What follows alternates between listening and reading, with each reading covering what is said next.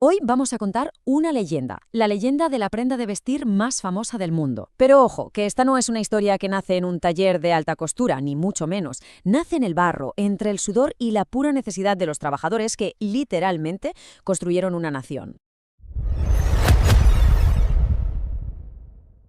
Y es que ¿alguien se imagina que los pantalones más famosos del planeta no se crearon por moda, sino para algo tan práctico como evitar que los mineros de la fiebre del oro se quedaran con los bolsillos rotos?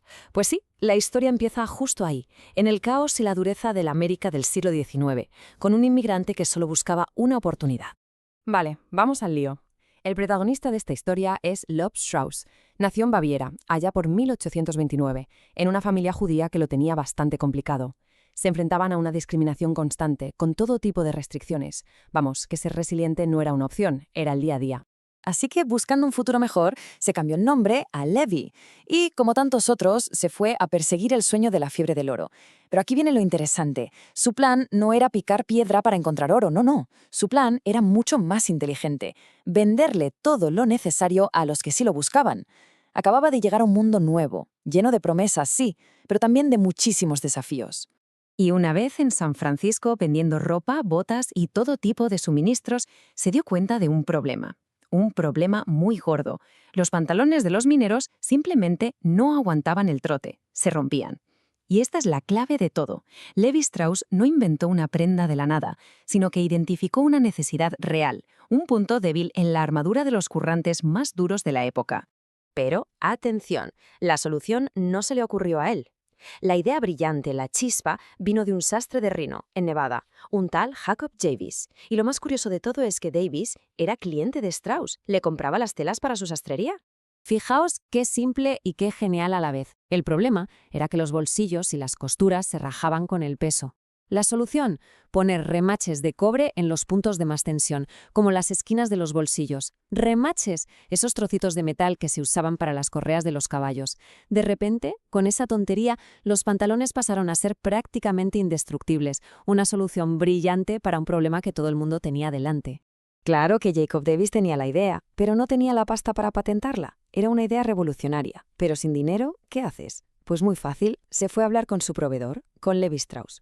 Y juntos, el 20 de mayo de 1873, consiguieron la patente de Estados Unidos número 139.121. Con ese número acababa de nacer oficialmente el blue jean.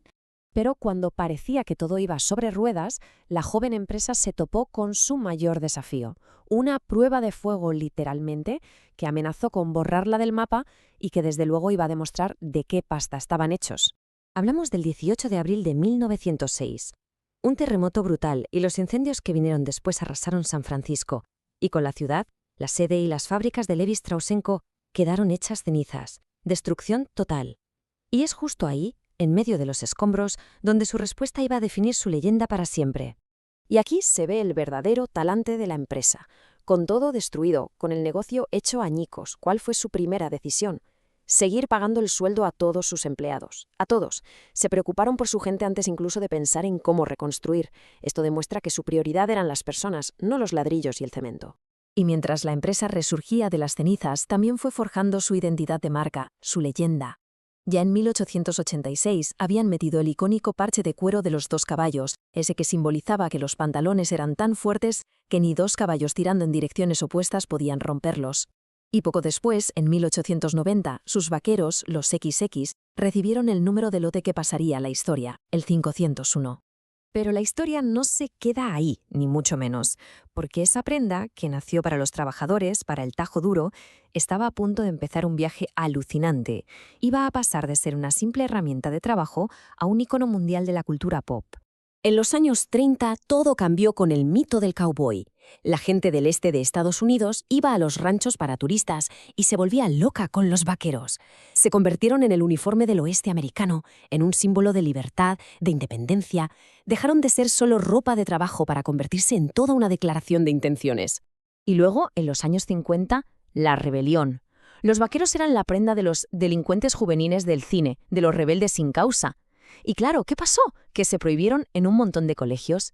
El resultado fue, como era de esperar, que se convirtieron en el objeto de deseo de toda una generación de jóvenes. Si estaba prohibido, molaba más. Y la marca, que era muy lista, siguió innovando para llegar a todo el mundo. En el 34 sacaron los Lady Levi's, los primeros vaqueros pensados para mujeres. 2 años después, en el 36, añadieron la famosa etiqueta roja, la Red Tab, para que se distinguieran bien de la competencia. Y ya en los 60 el salto fue global. El sueño americano, en forma de pantalón vaquero, llegó a Europa y a Asia. Llegamos a hoy. Evidentemente, la empresa se enfrenta a los desafíos de nuestro tiempo, la sostenibilidad, una competencia global brutal.